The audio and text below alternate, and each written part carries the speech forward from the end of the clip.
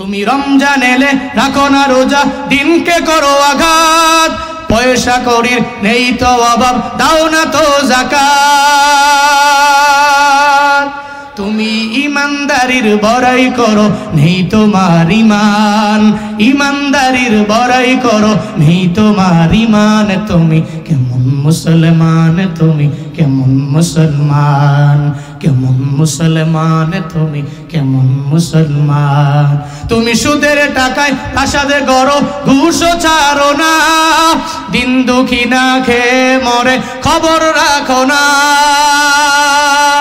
তুমি ঘুষকে অবিচার করো সাজিয়া প্রধান, ঘুষকে অবিচার করো সাজিয়া প্রধান। তুমি কেমন মুসলমান, তুমি কেমন মুসলমান, কেমন মুসলমান, তুমি কেমন মুসলমান।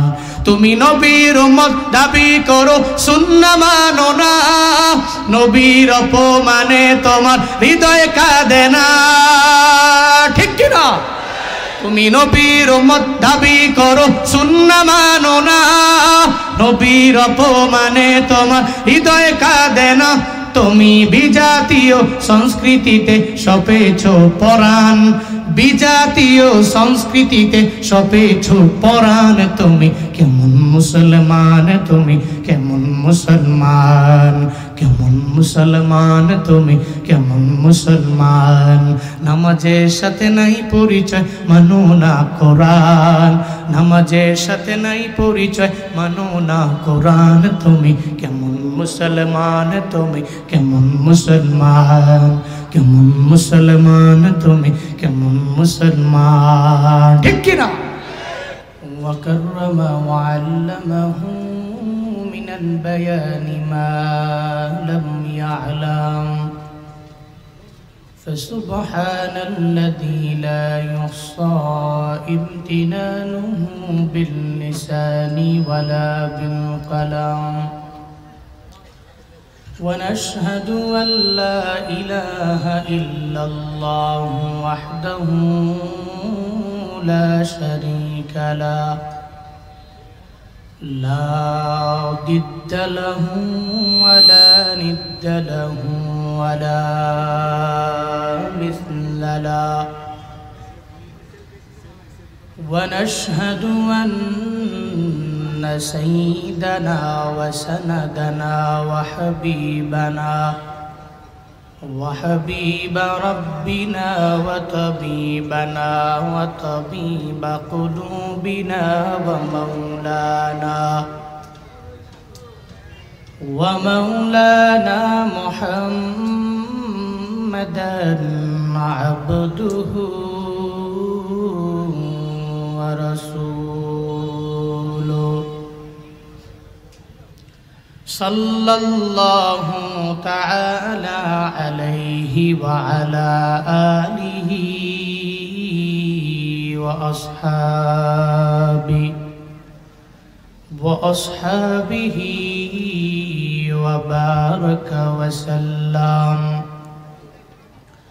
وبارك وسلم تسليما كثيرا كثيرا. أرسله بالحق بشيرا ونذيرا، وداعيا إلى الله بإذنه وسراجا منيرا. اللهم صل على محمد النبي الأمي وعلى آله وسلم تسليما. وبعد، فأعوذ بالله من الشيطان الرجيم. بسم الله الرحمن الرحيم.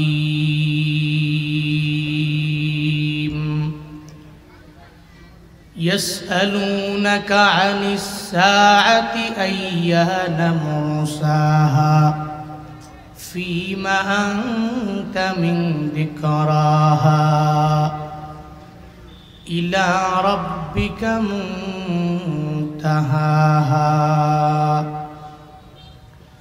وقال النبي صلى الله عليه وآله وسلم إذا فعلت أمتي 15 خصلة حل بها البلاء فقيل وما هن يا رسول الله قال إذا كان المغنم دولا والأمانة مغنما والزكاة مغرما وأطاع الرجل زوجته وعق أمه وبر صديقه وجاف أباه وارتفعت الأصوات في المساجد وكان زعيم القوم أردلهم وأكرم الرجل مخافة شري وشربت الخمور ولبس الحرير واتخذت القينات والمعازف ولعن آخر هذه الأمة أولها فليرتقبوا عند ذلك ريحا حمراء أو خسفا ومسخا صدق الله مولانا العظيم وصدق رسوله النبي الكريم ونحن على ذلك لمن الشاهدين والشاكرين والذاكرين والحمد لله رب العالمين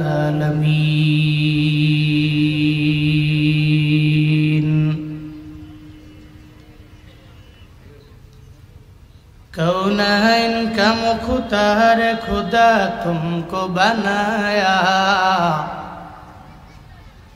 कौनैन का मुख्तार खुदा तुमको बनाया उम्मत की नगहबान खुदा तुमको बनाया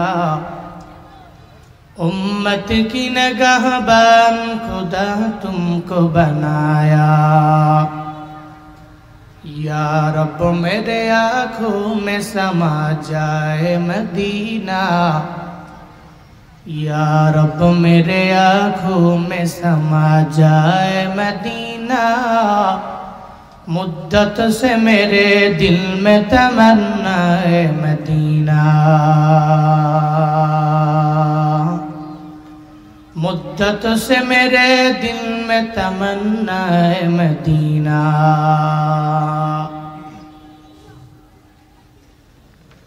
ঐতিহ্যবাহী আল ইখওয়ান ইসলামী যুব সংঘ চুনারুঘাটের উদ্যোগে আয়োজিত নবম বার্ষিক তাফসীরুল কোরআন মাহফিলের আজ 22 ডিসেম্বর 2024 মুতাবাররাকে মজলিসের সম্মানিত সভাপতি সহ সভাপতি প্রধান অতিথি প্রধান আলোচক বিশেষ আলোচক প্রধান আকর্ষণ প্রধান বক্তা অনেকেই আজকের এই মাহফিলের আলোচক যারা দেশে উল্লেখযোগ্য মুবাল্লিগ পুরো দেশ এবং ইন্টারন্যাশনাল লেভেলেও যাদের পরিচিতি রয়েছে এই সমস্ত ইলম হিলিম আমল হার লাইনে অগ্রগামী আলোচক আজকের এই মাহফিলে কথা বলেছেন বলবেন কিছু দিনই আলোচনা আসরের নামাজের পর আপনাদের ব্যস্ততম সময় আসরের পরে মানুষ ঘোরাঘুরি করে ইয়াংরা খেলাধুলা করে মানে প্রত্যেকেই তার নিজের কাজে মশগুল থাকে কিন্তু আপনারা নিজের কাজগুলোকে প্রায়োরিটি না দিয়ে কিছু দিনই আলোচনা বাস্তব জীবনে আমল করার লক্ষ্যে শোনার জন্য বসে আছেন। শুরুতেই আমরা মহান মনিব রব্বে কারীমের শুকর আদায় করি। সকলে চিল্লায় একবার করে সমস্বরে পড়ছি আলহামদুলিল্লাহ। আমার সাথে বলুন রব্বানা লাকাল হামদ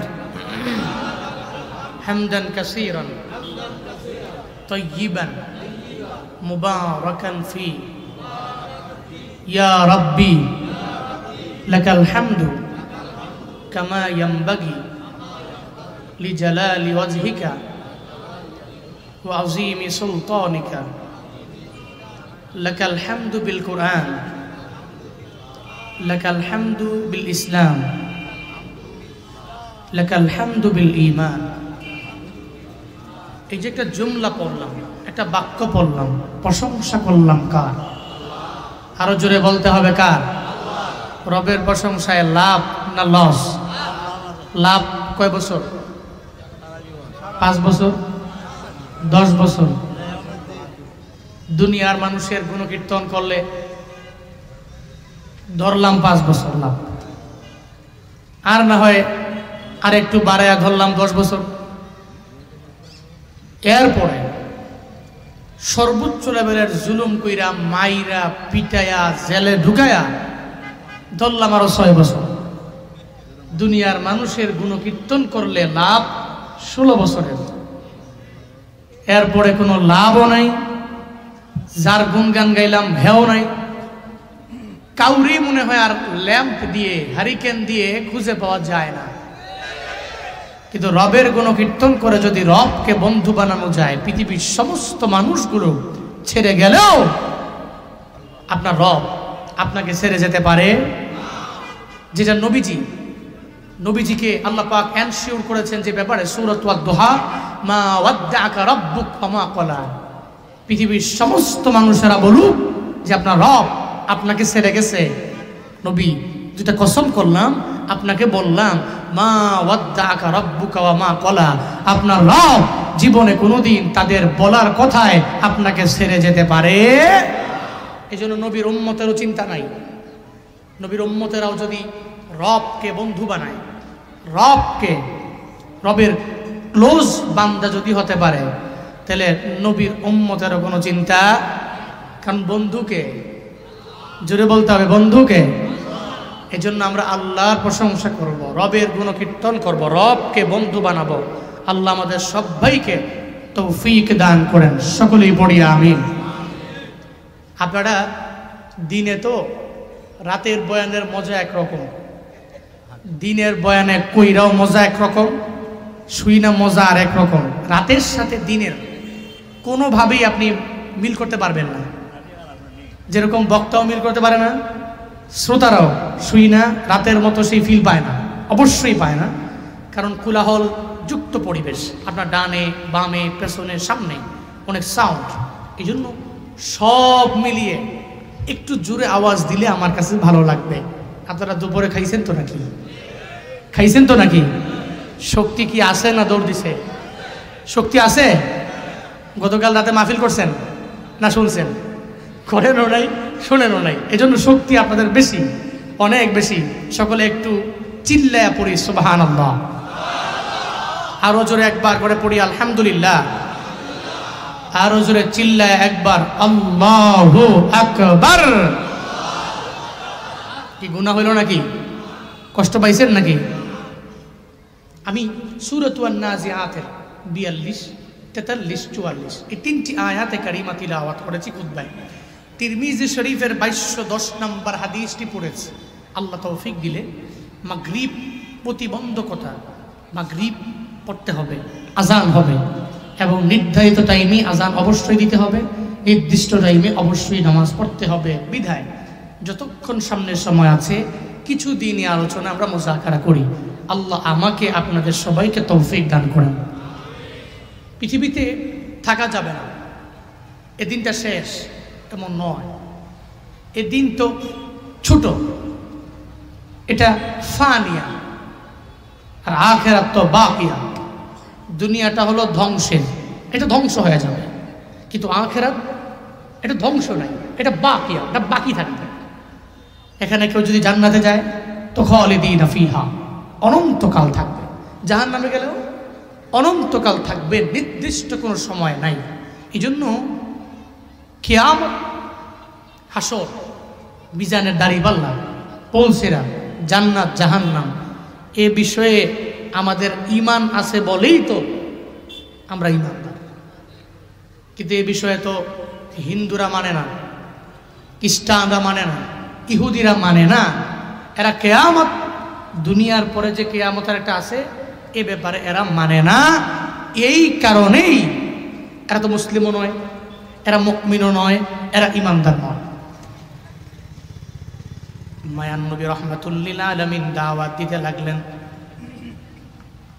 এই আবু জাহাল, উতবা, শাইবা, ওয়ালিদ ইবনে মুগিরা, এই দিন না আরো দিন আছে, এই দিন নিয়ে যাবে তোমাকে সেই দিনের কাছে।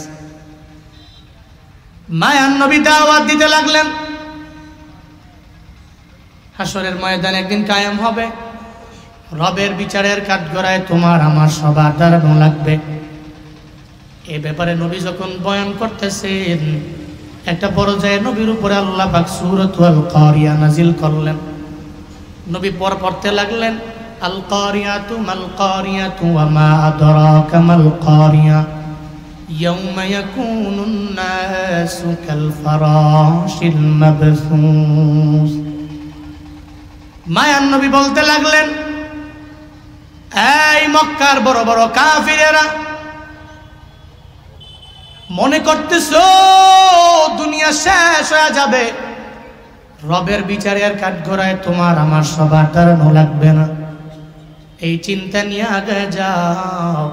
তবে মনে রাখো, কিয়ামতের ময়দান একদিন কায়েম হবে, হাসরের ময়দানে আল্লাহর বিচারের কাঠগড়ায় তোমার আমার সবার যাওয়া লাগবে। নবী যখন বলতে লাগলেন, ইযা জুলজিলাতিল আরদু জিলজালাহা ওয়া আখরাজাতিল আরদু আথকালাহা ওয়া ক্বালাল ইনসানু মা লাহা। সূরা জিলজালের বয়ান। পৃথিবী যখন কম্পনে প্রকম্পিত হয়ে যাবে, পুরো পৃথিবী, জমিন তার নিচ থেকে যত ভারী বোঝাগুলো আছে সব এক এক করে বের করে দিব। এমন একটা হালাতে ওয়াকালাল ইনসানু মা লাহা, মানুষগুলো বলবে জমিনের এমন কি হয়ে গেল, জমিন কেন তার বোঝাগুলো বের করে দেয়। এই ব্যাপারে নবী বয়ান করে। ওদিকে আবু জাহাল যখন কিয়ামতের ব্যাপারে নবী বলে, তুচ্ছ তাচ্ছিল্য করে কথাগুলো উড়াইয়া দেয়। উতবাকে বললে এরা তুচ্ছ তাচ্ছিল্য করে উড়াইয়া দেয়, শাইবাকে বললে এরা তুচ্ছ তাচ্ছিল্য করে উড়াইয়া দেয়। একদিন নবীর সামনে গিয়া বলে, ইয়াসআলুনাকা আনিস সাআ, এই মুহাম্মদ, মাতা সাআ, কখন কিয়ামত হবে? বারবার যে হাসরের ময়দানের ব্যাপারে বলনা, কিয়ামতের ব্যাপারে বারবার জানাইলা, কোন সময় হবে আমাদের জানায়া দাও। আল্লাহ পাক বলেন, ও জিবরাইল, আমার নবীর দরবারে যাও, সব লোকেরা জিজ্ঞেস করবে, পয়গম্বর কোন সময় কিয়ামত হবে এ ব্যাপারে নবীকে জিজ্ঞেস করা হবে। এই জিবরাইল, আমার নবীরে গিয়া জানায়া দাও, ইয়াসআলুনাকা আনিস সাআতি আইয়ানা মুরসাহা ফীমা আনতা মিন যিকরাহা ইলা রাব্বিকা মুনতাহাহা।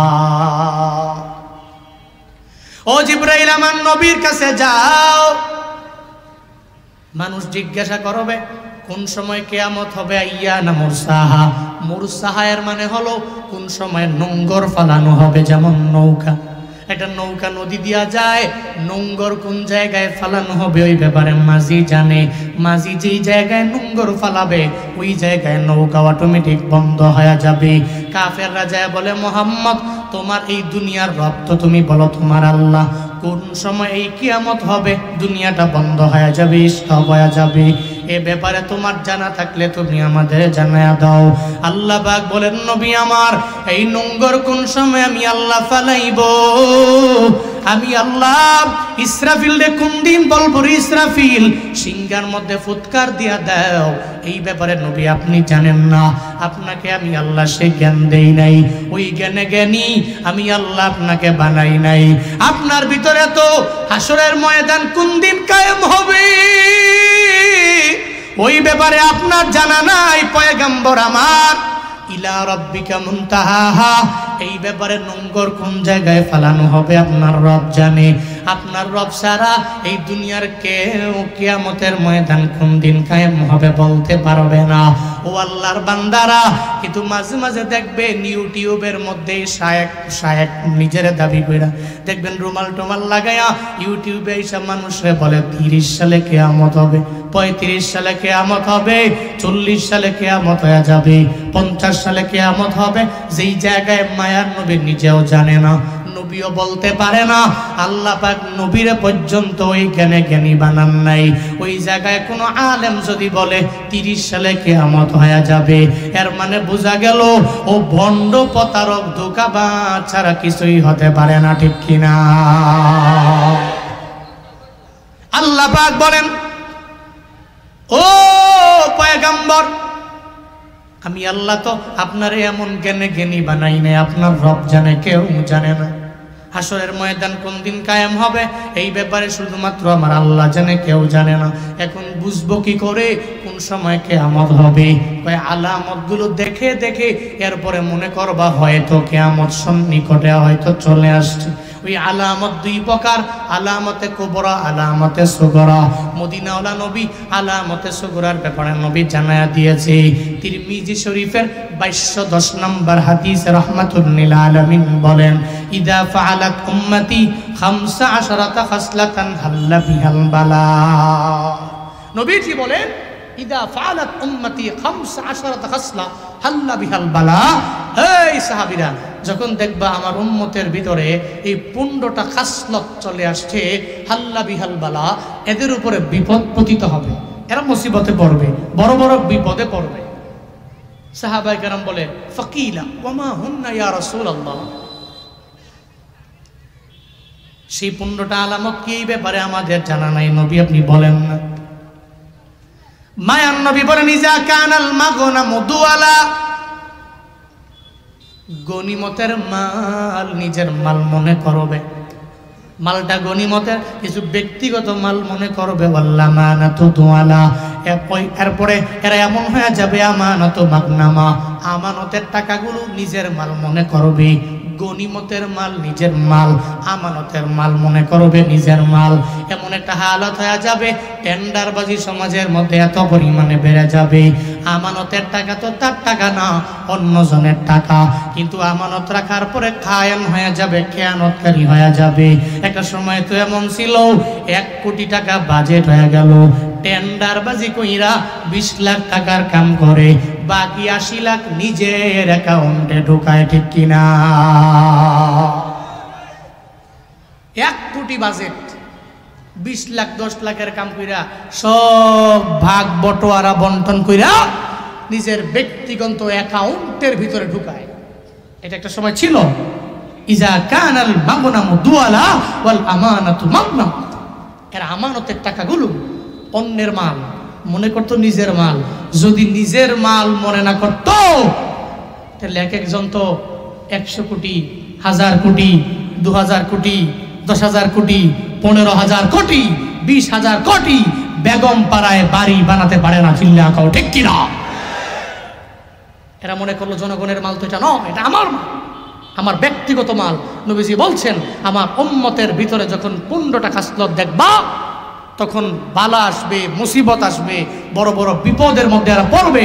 এর মধ্যে 1 নাম্বারই গনিমতের মাল নিজের মাল মনে করবে, আমানতের টাকাগুলো মনে করবে এটা অন্যের, এটা আমার। কিন্তু মদিনাওয়ালা নবীর উম্মত যারা, এরা জীবনেও কোনোদিন আমানতের টাকাকে নিজের ব্যক্তিগত সম্পদ মনে করে না। একমাত্র আবু জাহালের অনুসারীরাই আমানতের টাকাগুলো নিজের ব্যক্তিগত সম্পদ মনে করতে পারে। কারণ নবী তো আল আমিন, নবী কি আল আমিন, নবী তো আমানতদার। আর আবু জাহেলরা ছিল আল খায়েন, এরা ছিল খেয়ানতকারী। এদের কাছে টাকা রাখলে মাইরা দিত, কিন্তু নবীজির কাছে রাখলে নবী মেরে দেন। বরং নবী তো আল আমিন। মক্কায় 40 বছর নবুয়তের আগেই কোন মুসলিম নয়, কাফেররা, ইহুদিরা নবীর আচরণ দেখা, নবীর আমানতদারিতা দেখেই তো নবীকে বললেন যে মুহাম্মদ আল আমিন। কিন্তু আবু জাহাল তো আল আমিন নয়। আল্লাহ আমাদের সবাইকে আল আমিন হওয়ার তৌফিক দান করেন। জোরে পড়েন আমিন। খায়েন থেকে, খেয়ানতকারী ব্যক্তিদের থেকে আল্লাহ আমাদের সবাইকে রক্ষা করেন, হেফাজত করেন, পড়েন আমিন। 3 নাম্বার নবীজি বলছেন যাকাতু মাগরামা। যাকাত দিবে মনে করবে যে এটা জরিমানা। কি মনে করবে? জরিমানা। জরিমানা মনে করে যাকাত দিবে। রমজান আসলে 1 লাখ টাকা যাকাত 20,000 টাকা দিয়েই বাকি 80,000 একটা বুঝ দিয়া দেয়। মনে হয় যে দুনিয়ার কোনো ব্যক্তিরে বুঝ দিল। বিষয়টা তো এমন নয়, বুঝ তো দিল আল্লাহরে। আল্লাহ কি বুঝে না এই সম্পত্তি কে দিছেন? কথা বলো না কেন? সম্পদ দেওয়ার মালিক কে? আবার এগুলো সিনে নিয়ে যেতে পারে কে? রমজান আসলে আপনার যাকাত আসলো 1.5 লাখ, 2 লাখ, 5 লাখ, 4 লাখ, আপনি 50,000, 20,000, 30,000 টাকা খালি বুঝ টুস দিয়া কোন রকম বললেন যে নেও।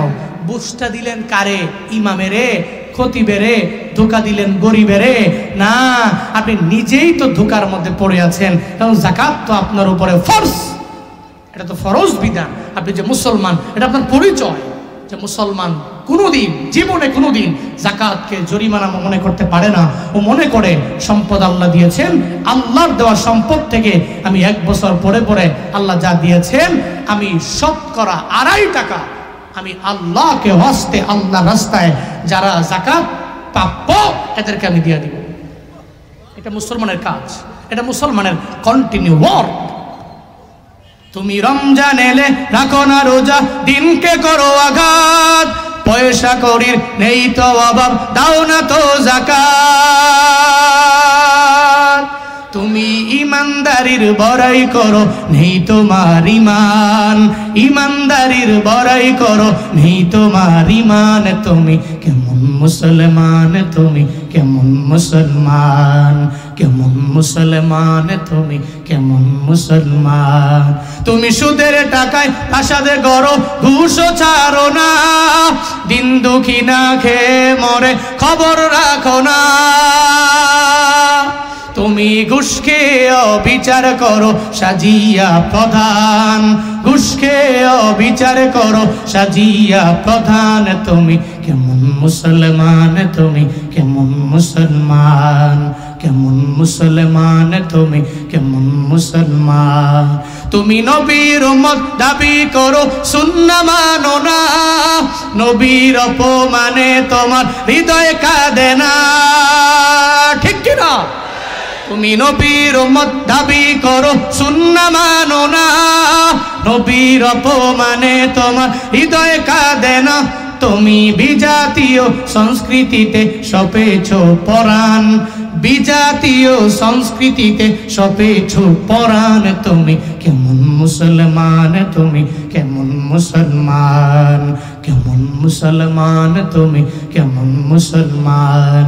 নামাজের সাথে নাই পরিচয়, মানো না কোরআন, নামাজের সাথে নাই পরিচয়, মানো না কোরআন। তুমি কেমন মুসলমান, তুমি কেমন মুসলমান, কেমন মুসলমান, তুমি কেমন মুসলমান। ঠিক কিনা? মুসলমানের পরিচয় তো রমজানের রোজা, মুসলমানের পরিচয় তো যাকাত, মুসলমানদের পরিচয় তো হজ, মুসলমানদের পরিচয় তো নবীর সুন্নতের উপরে আমল, মুসলমানদের পরিচয় কোরআন থেকে শিক্ষা নিয়ে কোরআন দ্বারা জিন্দেগি বাস্তবায়ন। এটা তো মুসলমানের পরিচয়, এটা মুসলমানের পরিচয়। এরপর নবীজি বলেন, ও আতা আর রাজুলু যাওজাতাহু ওয়া আক্কা উম্মাহু। ব্যক্তিটা তার বউকে ফলো করবে বেশি, মায়ের অবাধ্য হবে অনেক। বউরে প্রায়োরিটি দিবে, মাকে প্রাধান্য কম দিবে। এই সমাজে এমন ব্যক্তি, এমন যুবক আছে না নাই? কথা বলে না কেন? আছে না নাই?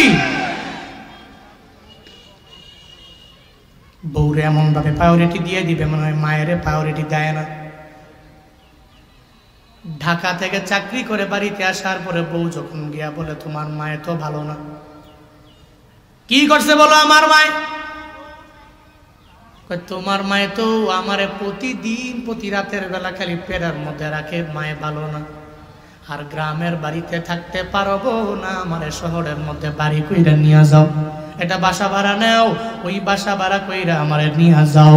বউয়ের কথা শোনার পর একবারও মায়ের কাছে গিয়া বলে না, ও মা গো, কেন আমার তোমার পুত্রবধূটা কেন তোমার ব্যাপারে এটা বলে? একবারও মায়ের কাছে না বইলা বরং বউয়ের কথা শুই না মায়ের মনের মধ্যে আঘাত দেয়। ঢাকার শহরে আরামে বাড়ি কইরা গাড়ি কইরা ঘুমায়, মায়ের খবর নেয় না, এমন যুবক সমাজে আছে না না? ও চুনারুঘাটের যুবক, জীবনে উন্নতি করতে হলে মায়ের দোয়ার কোনো বিকল্প নাই। তুমি যদি মনে করো জীবনে উন্নতি সাধন করবা, তাহলে মায়ের দোয়ার কোনো বিকল্প নাই, তোমার বাবার দোয়ার কোনো বিকল্প নাই। দুনিয়াতে যারা দামি হয়ে গেল এরা মা বাবার দোয়ার মাধ্যমে হয়ে গেল। বড় বড় মনীষী দেখবা ব্যাকগ্রাউন্ডে মা বাবার দোয়ার মাধ্যমে হয়ে গেল। অনেক বড় টাকাওয়ালা এরা তো মা বাবার দোয়ার মাধ্যমে হয়ে গেল। কিন্তু যতই বারবার হুজুরে বয়ান করে মা বাবার বয়ান, এরপরেও মা বাবার সাথে কেন যেন গালি দিয়ে কথা বলে, একটু ধমক দিয়া কথা বলে। মনে রাখবা, যেদিন মা বাবা দুনিয়া থেকে বিদায় নিয়ে চলে যাবে, ওদিন তুমি চোখের পানি ফেলায় কান্না করবা, আর মনে মনে ভাববা কেমন একটা বৃক্ষ হারাইলাম, এই বৃক্ষটাকে হারানোর পরে হারে হারে টের পাবারে বান্দা, যেই বৃক্ষ তোমারে ফলও দিতে পারে না, কিন্তু বৃক্ষ তো একটু ছায়া দিতে পারে, উপরে ফালাইও না। যেদিন মারা যাবে ওদিন ওই বৃক্ষের জন্য চোখের পানি ফেলায়া ফেলায়া কান্না করলেও লাভ নেই। এজন্য থাকতে বাবা দাম দিও, থাকতে মা বাবারে কদর করিও। বউয়ের কথা শুনবা, তবে মায়ের মনের মধ্যে আঘাত দিয়ে বউয়ের কথা শোনা যাবে না। যেদিন দুনিয়া থেকে বিদায় নেয় ওদিন দেখবা চোখের পানি ফেলায়া